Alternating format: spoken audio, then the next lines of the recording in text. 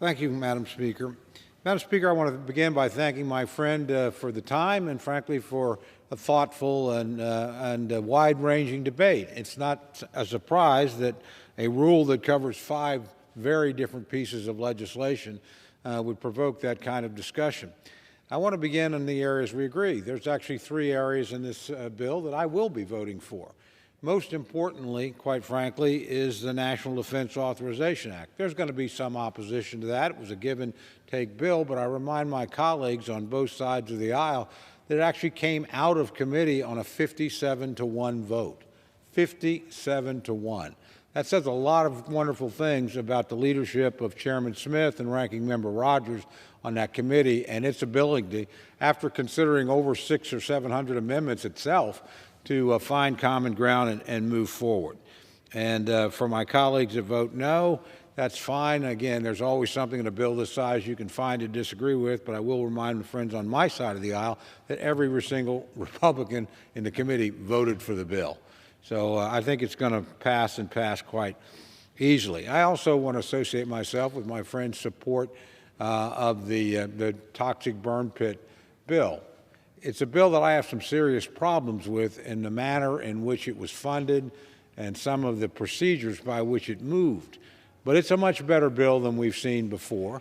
It's a step in the right direction. And there's no question my friend is correct when he talks about our obligation as a Congress to look after men and women who've put their lives on the line for us, suffered egregious harm. So I hope we can do better in the future. I hope we can even revisit some of the financing measures here, but it's important that it get done and it pass, and I will look forward to working with my friend to do that. I agree with him on the shooter bill as well, or the Amber Alert bill as well, and I'll be supporting. There's some concerns on my side of the aisle about that, and I understand those concerns, but again, I think this is a common sense measure.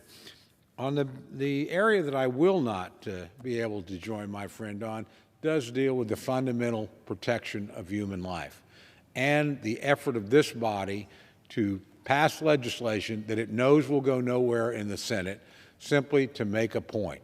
We ought to be working to find common ground, not to dig down the divisions that we have even more deeply. So I will oppose the rule, partly because I've opposed some of the measures in the rule, also because I certainly would like the previous question to be considered. I thought my friend, both of my friends from North and South Dakota, made some excellent points on the need to codify the number 9, or at least have a discussion about that in this body. And obviously, if we defeat the previous question, we intend to do that. So, Madam Speaker, I urge my colleagues to vote no on the previous question, no on the rule, and I yield back the balance of my time.